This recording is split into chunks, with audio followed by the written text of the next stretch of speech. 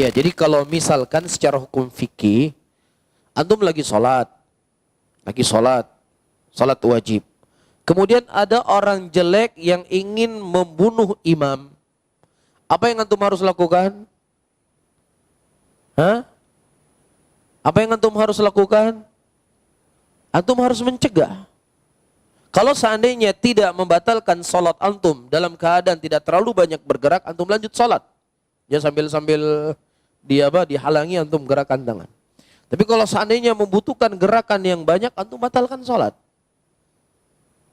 Apakah orang yang ingin membunuh ataukah ada binatang buas? Ada kalajengking misalnya ke imam, waduh gimana nih imamnya? Dibatalkan sholatnya. Menyelamatkan nyawa seseorang itu penting. Ya, pada waktu itu ada seorang sahabat Rasulullah SAW. Ketika ada Mu'ad bin Jabal radhiyallahu taala, Mu'ad bin Jabal menyolati salat Isya. Karena salatnya terlalu panjang, akhirnya dia keluar dari salat. Kemudian dia mengadu kepada Rasulullah SAW perihal siapa? Panjangnya imam pada waktu itu. Iya.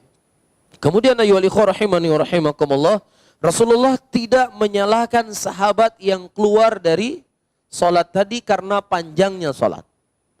Tapi justru Rasulullah SAW menegur siapa? Mu'ad bin Jabal. Rasulullah mengatakan, tafattan anta ya Mu'ad. Kamu telah berbuat fitnah wahai Mu'ad. Jadi dari sini menunjukkan kepada kita, bolehnya seseorang keluar dari salatnya ketika dalam kondisi yang memang harus dia keluar. Di antaranya apa? Orang yang membunuh imam. Sekarang mana yang lebih berat? Mana yang lebih dibolehkan? Terlalu panjang sholat karena capek atau ketika ada orang membunuh imam? Mana yang harus lebih keluar? Membunuh imam.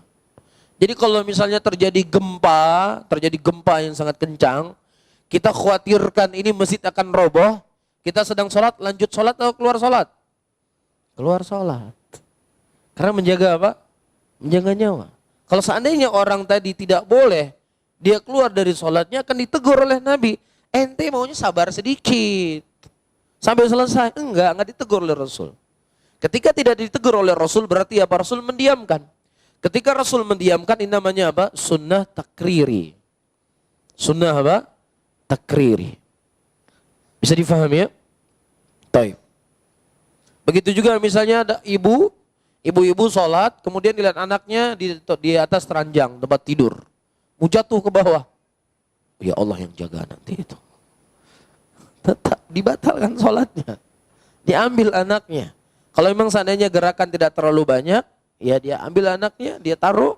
Tapi kalau seandainya sudah gerakan, sudah lari, sudah sekian langkah dan lain sebagainya, sudah tidak kelihatan lagi orang yang sholat, sudah dia batalkan sholatnya, dia ulangi kembali sholat tersebut.